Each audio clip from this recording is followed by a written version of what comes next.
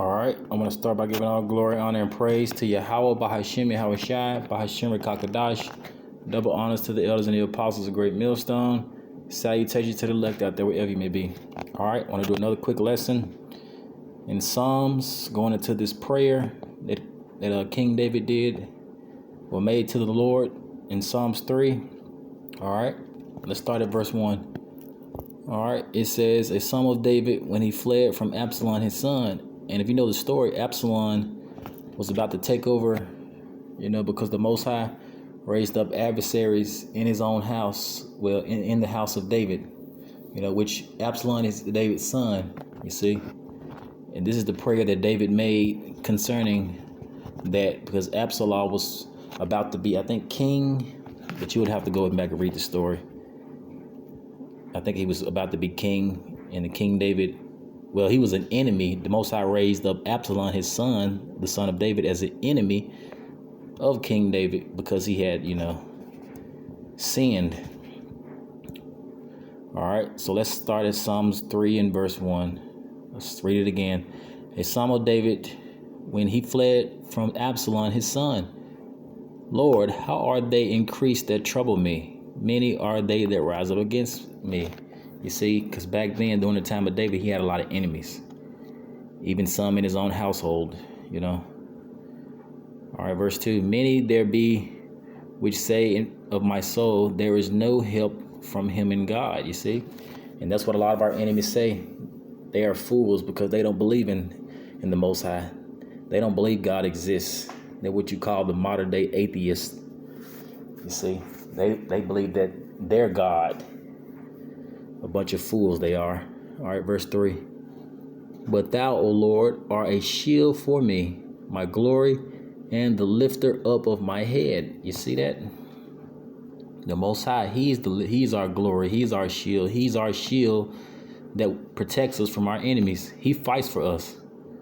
Verse 4. I cried unto the Lord with my voice, and He heard me out of His holy hill. Verse 5. I laid down and slept. I awaked, for the Lord sustained me. You see, the Lord keeps us in perfect peace. He gives us a place of rest. You see. Verse 6, I will not be afraid of 10,000s of people that have set themselves against me round about. And that goes into what? The enemies of the Israelites and the wicked of our people. You see, because the Lord fights for us. With Him on our side, we shouldn't fear. We should not fear. We should have no fear, even if it's 10,000 people, because He fights for us. You see, the Most High, He's the Father of spirits. He can destroy anything. The flesh profited nothing. No matter how many people there are that fight against us, the Most High, He shall protect us as long as we believe in Him. And He shall fight for us. All right, verse 7. Arise, O Lord, save me, O my God, for thou hast smitten all my enemies upon the cheekbone. Thou hast broken the teeth of the ungodly, you see.